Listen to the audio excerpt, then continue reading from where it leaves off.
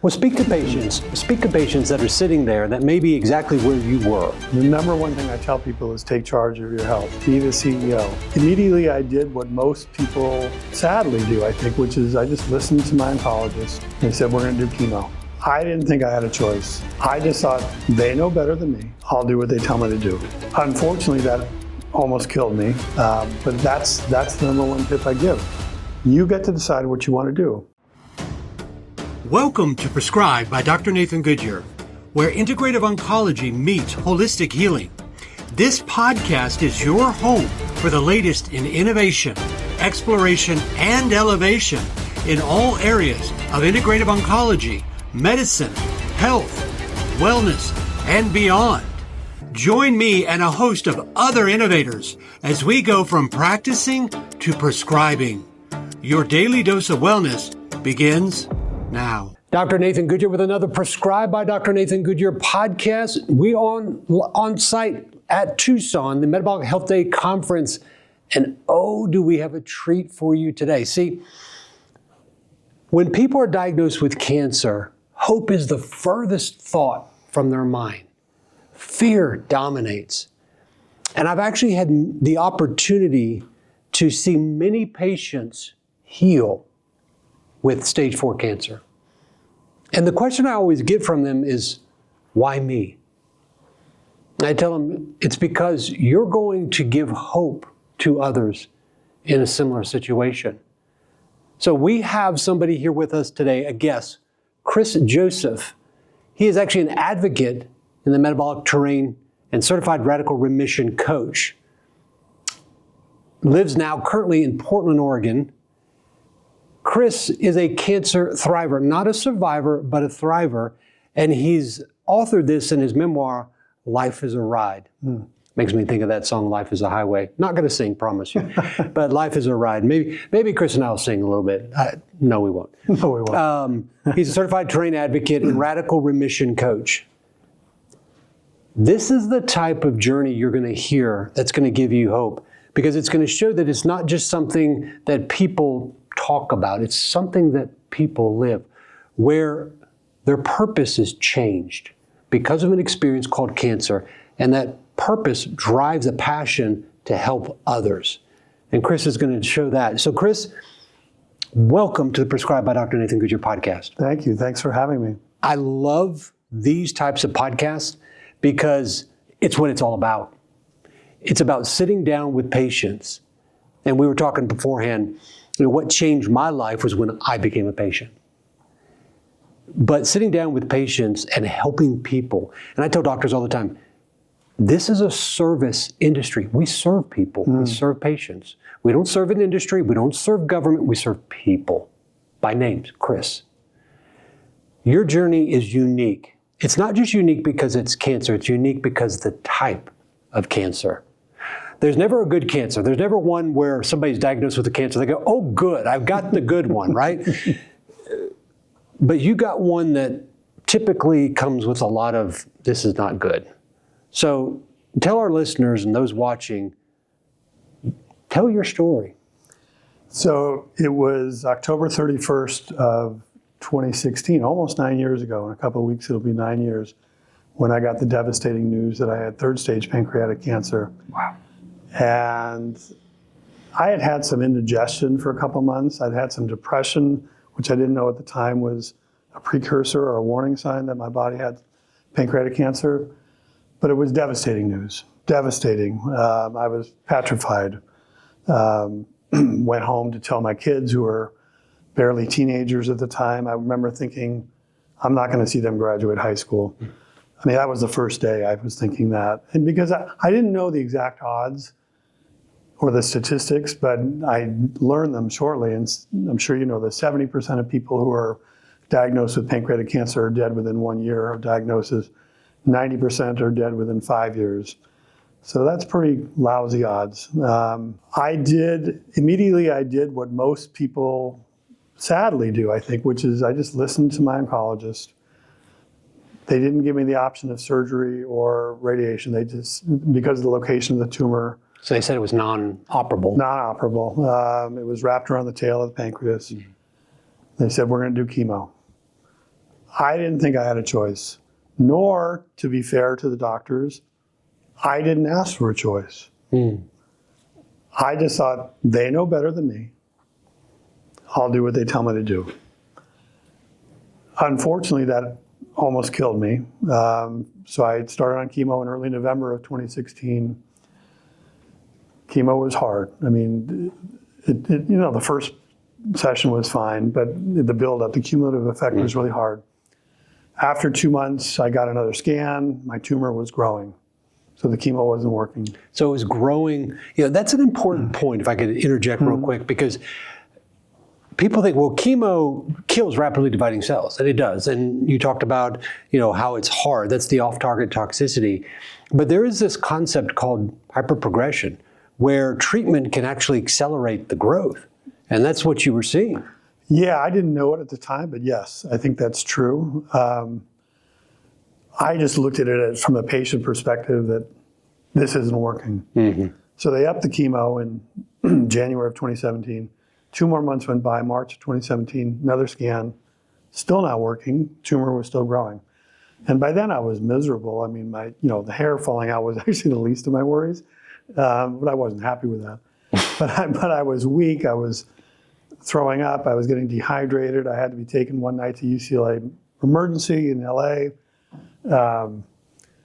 I thought I was on a trajectory to death. My partner actually interviewed in-home nurses to take care of me because she worked and she couldn't do it full time. That's how bad off I was. When I was taken to UCLA in March of 2017, they sent me home. They said something really interesting, not necessarily related to cancer, but they said, go home, you're probably safer at home than you are here. They didn't know what they said. This was 2017, so before COVID and all that. And I thought, okay, that got my attention. So I went home that night. I was supposed to do more chemo the next morning. And woke up the next morning, my girlfriend said, are you gonna go? And I said, I'm not going, I'm done. I'm done. And I fired the oncologist. I haven't seen or spoken to him since. That was 8.5 years ago. I had no plan B at the time. I just knew I didn't want to continue plan A, which plan A was chemo.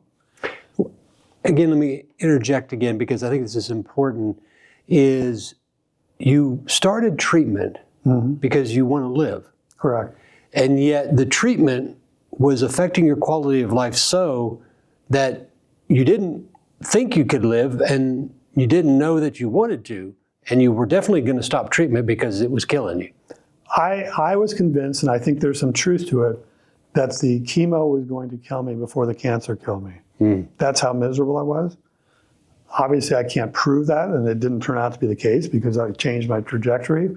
But I think that's the path I was on. Because it progressed 2 scans. 2 scans on the chemo. It progressed, and then so it wasn't, the cancer was getting worse. The chemo was horrible.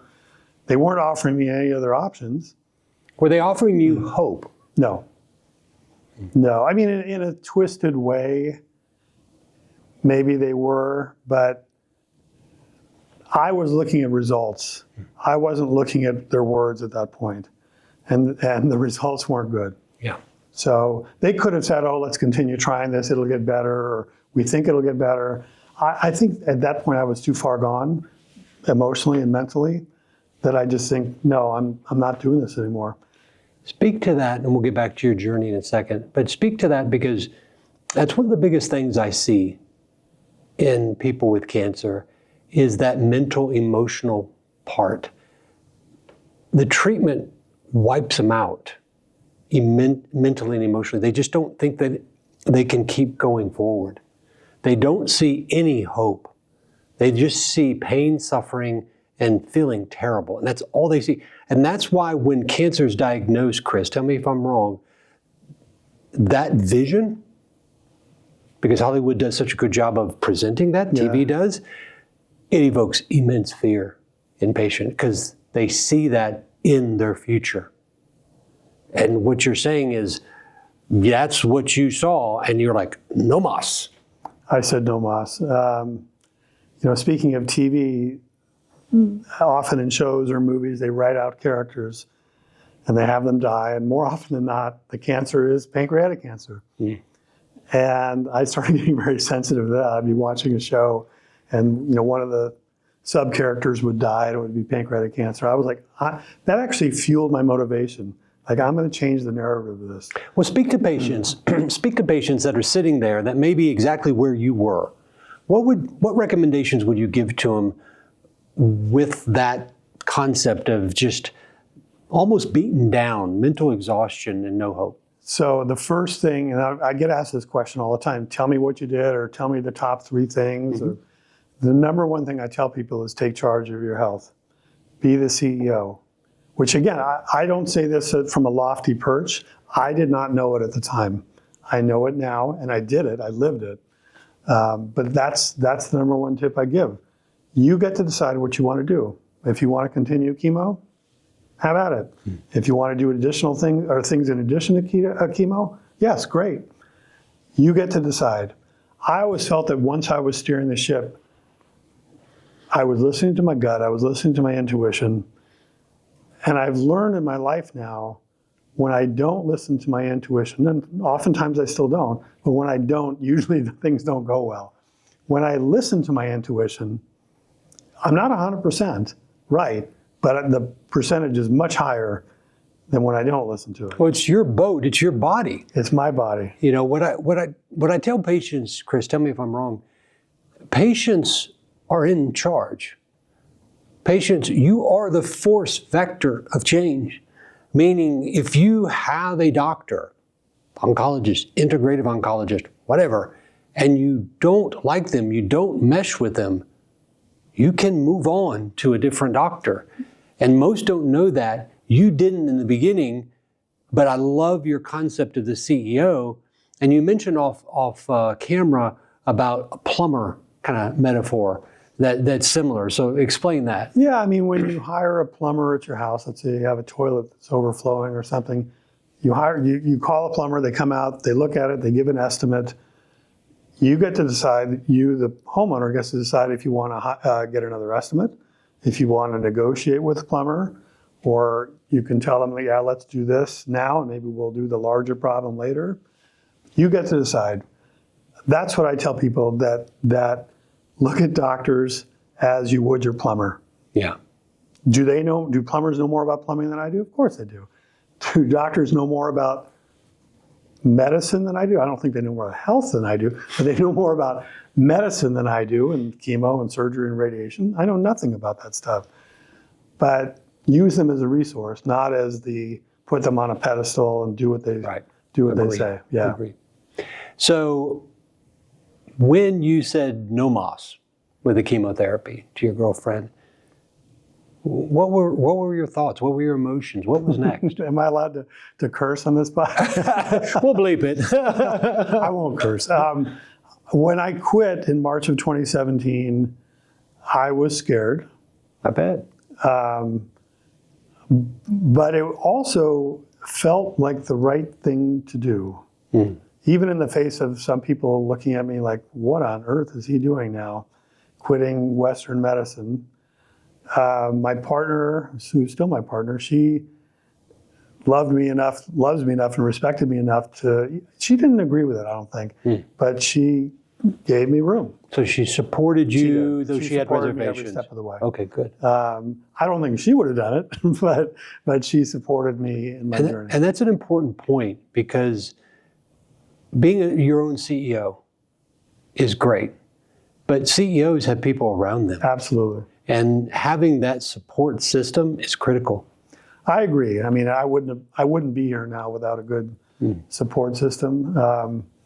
I just remember, and this is jumping ahead a little bit, but my second oncologist, who I hired after I fired the first one, when I embarked on a lot of alternative stuff, which we can talk about, I was also doing immunotherapy, Keytruda.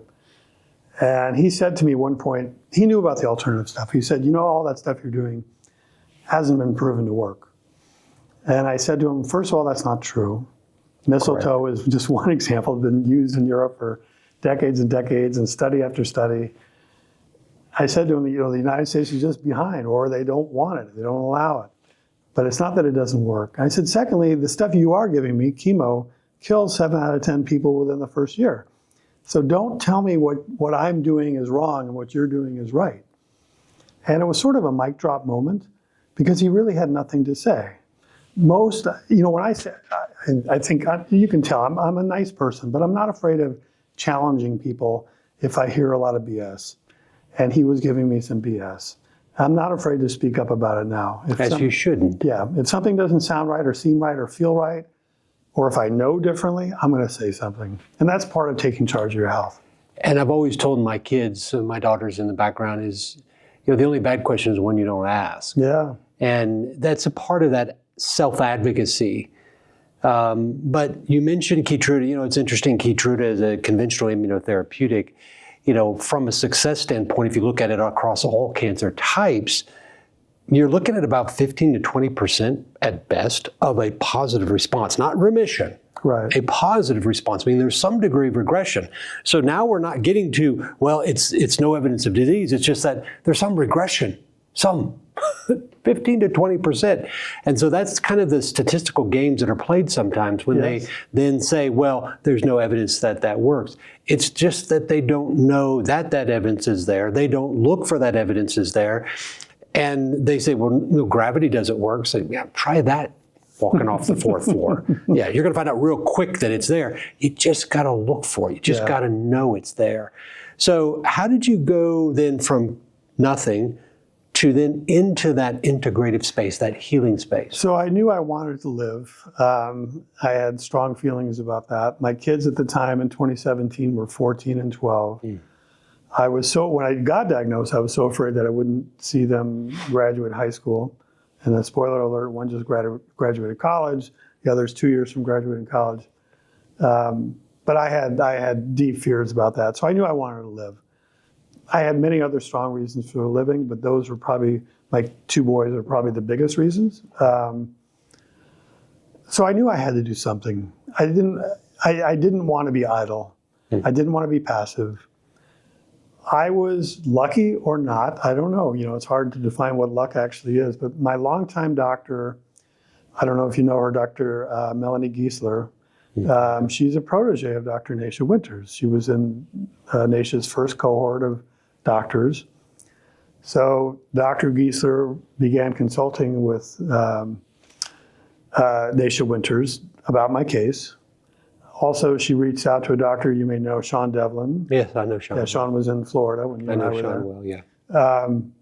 And so I was getting this really great advice indirectly. I didn't know who these people were. I had, Dr. Giesler said, I'm consulting with Dr. Naisha Winters. It meant nothing to me. Sean Devlin meant nothing to me. Now they mean everything to me. But back then I didn't know who they were. But I was getting a lot of good advice. Let's try this. Let's try mistletoe. They taught me how to inject mistletoe, which I still do once in a while for prevention. I was getting vitamin C infusions. I went to Germany for 3 weeks at a clinic in Frankfurt. I was doing stem cell therapy, hyperthermia, vitamin infusions, more than I can remember what they were. I was doing Laetrile, supplements. I changed how I ate. I was never a horrible eater, but I also wasn't a great eater. Here's another example, though, of taking charge of your health. Dr. Giesler, through Naisha Winters, wanted me to do keto. This is back in 2017. I don't cook, and I had my boys half-time, and I was still trying to work, and I was dealing with a cancer diagnosis. So I had to figure out how to get food on the table for them and then for me. Keto was not going to work. Keto might have worked had I done it for my cancer, but it was not going to work for me from a practical standpoint. So I told my doctors no. And they helped me adapt. They taught me about low carb, which I still do today. So I never did keto. Didn't know what a keto mojo was back then. I've since learned. And they're out here. Yeah. Are they out here today? Yeah, they are. That's good. And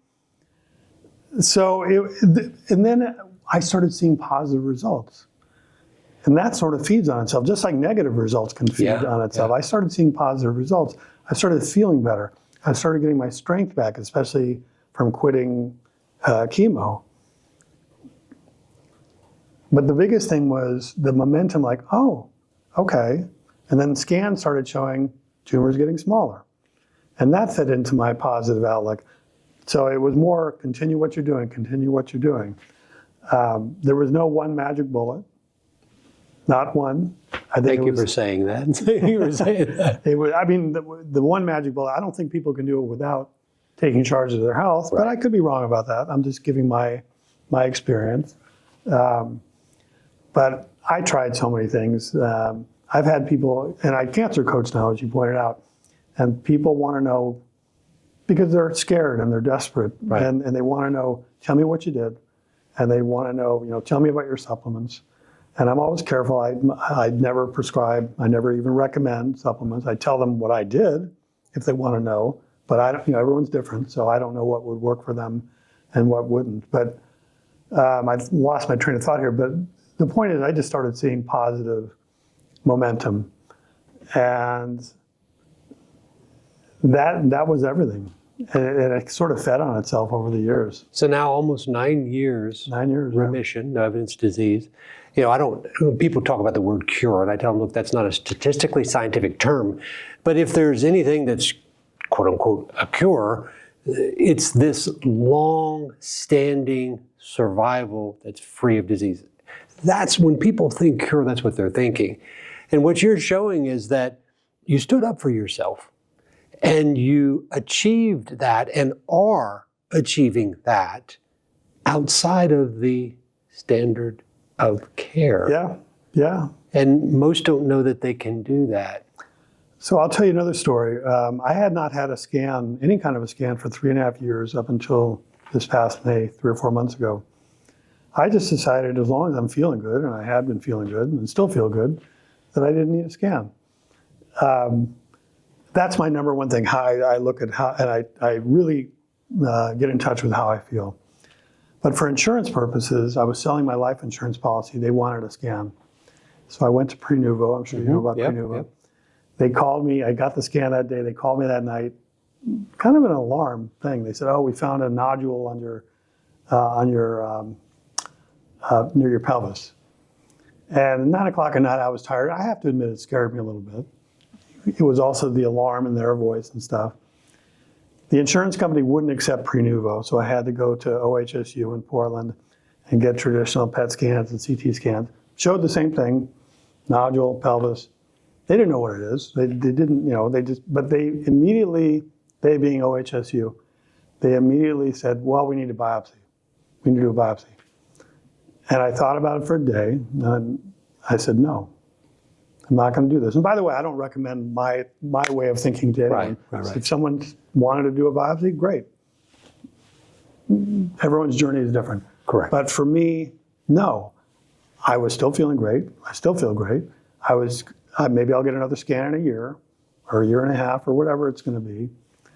I will continue my good lifestyle habits. I'll eat well. I'll move my body. I'll lean into my relationships. I'll do what I know is healing to me. I don't care about a nodule. I don't care. By the way, the pancreas is not in the pelvis. It is not. So separate. I should say the scan that I did, both the Prenuvo and the CT and PET scan, all showed that my pancreas was clean. So that was good. That was good news. You are the enigma, my friend. and so, but it's not enough that you experienced this.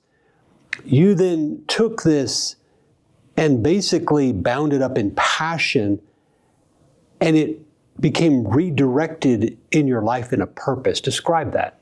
So if you would have told me 9 years ago that I'd be sitting here with you, for example, talking about cancer, that was not on my radar screen. Early on in my journey, I was very public, and I think everyone's got to choose what they want. Some people are very private, which is fine. I was very public with my journey. I wrote about it. I was posting on social media. I was writing blogs. And then around 2020, when COVID hit, I had been getting approached by so many people, tell me what you did, tell me what you did. And I realized I have a good story here. Mm-hmm. And so, especially with pancreatic cancer. And so I wrote a book in 2020. People were telling me back in 2020, oh, you should use that book as a launching point to coach. And I don't want to do that. I have another job. It's just not, I want to write the book and then I'll be done. And then I was getting really positive feedback from the book, and even more people reaching out to me, tell me what you did. And that's when I realized I've never been a coach. That's when I realized I need some training here. So I trained with Dr. Nasha Winters in her advocacy program. I trained with Kelly Turner in Radical Remission. I'm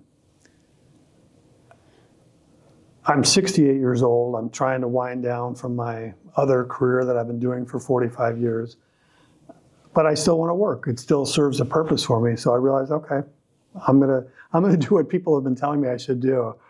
In this case, I am listening to other people, help people out. And so, yeah, that's what I'm doing now. Well, that's incredible because it's action. It's something that you put forward, and it's to help others. Because it sounds like when you were diagnosed, you were alone in many ways, as many patients would describe, but you're now making it a platform, whether you wanted to or not, where you can help people understand not only are they not alone, but they're in charge, and there's options. There's options. So we're at this Metabolic Health Day conference, Nasha Winters, dear friend of mine, colleague. There's a lot of different types of people here. There's advocates, cancer, survivors and thrivers, doctors, farmers, policymakers. This is unique.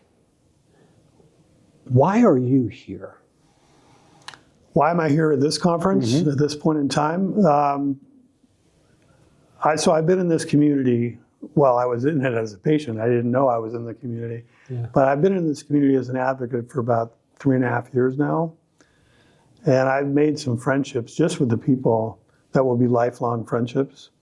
I've gotten to know Nasha. I saw her when we were both in Europe this past summer, and her team. I've gotten to know them in person. Even if I wasn't learning anything here, the connections I'm making, the human connections, the friendships I'm making, are really, really deep. And it's not easy to make friends at this age. But it's really, really remarkable that there's so many people. I wouldn't say we're like-minded on everything. I mean, if you and I talk enough, we might find some things, probably most things we would agree on, but there might be a handful of things. We're people, right? Yeah. But this is a community of mostly like-minded people, which is hard to find. It's hard to find. So there's that aspect of it. There's also the aspect of it, it's continuing education. One of the things I love about doing this work is I am learning all the time. All the time. It's like being a sponge. And I'm humbled by how much I don't know. But it also motivates me. So yeah, that's why I'm here. I'm here for the friendships. I'm here to learn. And I guess there's one last thing. I am here to share my experience. I am. And I would say that is exactly why I'm here. First of all, it's to hear your story, which it's inspiring to me and it's inspiring to others. Let Chris tell his story, because I know it's going to be an inspiration to you. It's going to be hope. And that hope is going to crack the door, if possible, of what you can achieve. And it doesn't mean you have to go to war on your body, wage war on your immune system. You can actually engage your immune system and empower it to heal. And that's exactly what he did. But it's about pushing the envelope. It's about, as Nasha described, silos, but bringing people in different silos, but having common ground. Bringing them together to collaborate and corroborate on new ideas, new concepts. Because I think we're at a precipice in healthcare, and a precipice in the United States because of healthcare. I mean, we currently are spending 17 to 18% of GDP on healthcare. And research tells you if you take it up to about 25%, that's collapse. It's collapse. So we're at a precipice of collapse versus precipice of opportunity.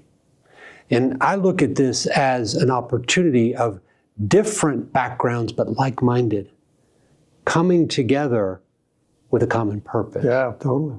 And it's to focus on patients, to heal patients with cancer, to prevent cancer. I believe the best way to treat cancer, the best answer to cancer is the immune system if cancer is diagnosed. Beyond that, the best answer to cancer is never get it. Right. I've never met somebody that goes, oh, I got the good one, as I said. But it's to prevent it. And the way we prevent it is we actually go back to farming with an F, health and wellness, because what we're farming with a pH is disease. Yeah. And you firsthand experienced that. I had my own experience with that. But we can change that. And I believe that this is going to fuel partnerships. It's going to fuel ideas that do change that. And I think people are going to take your story, and I think people here are going to take these ideas, and I think we're going to push forward into a precipice of opportunity. And the people that are going to benefit from that are patients. I agree. I love that. Thanks for sharing that. How can patients that are going, I just need hope, I need something. How can patients find your book first? What's the title of your book again? So the book is called Life is a Ride. The subtitle is My Unconventional Journey of Cancer Recovery. Oh, I love that. It's on Amazon or wherever. You can buy it anywhere online. If they're in Portland, you can go on Powell's bookstore website and buy it that way. You won't find it in the bookstore proper, but you can order it online. But most people order it on Amazon. Okay. Yeah. And do you have like a website, advocate? I do. Where can people find you there? Terrain Navigators. There's two N's there in the middle. Terrainnavigators.com. My email is chris@terrainnavigators.com. Yeah. And they can Google me. They'll find you. If you Google my name and pancreatic cancer, lots of stuff shows up. Well, because pancreatic cancer, it's a tough one. It's a tough one. And we see a lot of pancreatic cancer. We have very good results with what we do intratumorally for that by activating the immune system. I can't tell you how many patients I've seen and talked to, Chris, that their cancer progresses on chemo. It progresses on chemo. Yeah, I lived it. And yet you can turn that around by engaging the immune system and engaging, in these other areas. And all those wonderful therapies that you described, they're all impactful. They're all huge. You talked about the magic bullet. There's no one answer to causation, and there's no one answer to treatment. But guess what? There's collaboration together of practitioners, of doctors, of advocates. It's that collaboration that is going to give patients the best opportunity. So what would you say to somebody that's staring in the face a diagnosis of pancreatic cancer or any cancer? What one thing would you tell them that could give them hope for tomorrow? As I mentioned earlier, definitely take charge of your health. But I would also, and you can correct me on the numbers, I might be a little off here, but upwards of like 90% of cancers are not hereditary.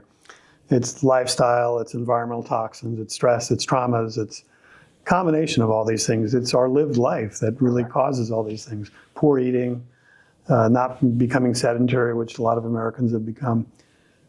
So when I tell people that around 90% are not hereditary, I use that as a stepping stone to tell them that's an opportunity to change their life, to change their lifestyle habits. 0 side effects. I teach people just to get out and walk. 0 cost to that, and all the benefits just of walking. So I would say take charge of your health and do what you can to try and get healthier and work with an integrative doctor like you, because that's not what I do. But it takes a team. Yeah. And here is that team. And it's a team, whether they're in this organization or whether periphery to the organization, and I'm here because I want to build relationships where our patients at the Williams Cancer Institute, where our patients can connect with advocates like you, where they can have advocates right there locally to help them and help them understand they can be their own advocate. Yes, absolutely. And then guide them in their journey, because the hardest work comes not when you're diagnosed with treatment, but it's when you're diagnosed with no evidence of disease. Yeah. Because now you're working on healing in that which you can't see. It's the hardest place to be. Well, Chris, your story, your journey is fantastic. Thank you for sharing that book. Thank you for sharing it here with us. If you need an advocate, I encourage you to go to Chris's website. We'll have all the contact information in the notes below for this podcast. And Chris, it's been an honor, it's been a pleasure, because patients that heal from cancer, stage 3, stage 4, pancreatic, you are a nidus of change. You're a focus of hope for people in an industry where there is none. And not only have you healed, but you've taken that and you're now directing it to others. And so you're going to build a legacy of healing, not just in yourself, because you've done that, but in others. Thank you. And so hats off to you, and I applaud you for doing that, because I know that's not easy. And I know it's not easy engaging in verbiage in the arena of ideas in this very conformity of thought world It's of not cancer. easy at all. It's easy to get canceled or to get shut down or to get called a quack or Yeah. not easy. Yeah, badges of honor. That's what I like would that, say. badges of honor. Well, it's Dr. Nathan Goodyear enjoying this wonderful story with Chris. Not a story that's done, but one that continues on. And I encourage you to follow us, share with others out there that have this story, that you think need hope, that are diagnosed with whatever cancer, but stage 3, stage 4 pancreatic, of course, because it's going to touch specifically here with Chris' story. There's always hope. And when you have hope, you crack the door of what's possible. I'm Dr. Nathan Goodyear. Thank you for joining me on this Prescribed by Dr. Nathan Goodyear podcast. We'll see you on the next podcast. Thanks for joining us on this episode of the Prescribed Podcast. All references supporting this episode can be found on the prescribed.com website. That's pre-scribe.com. To get your next dose of medical innovation, make sure you subscribe to Prescribe. We'll see you for your next refill.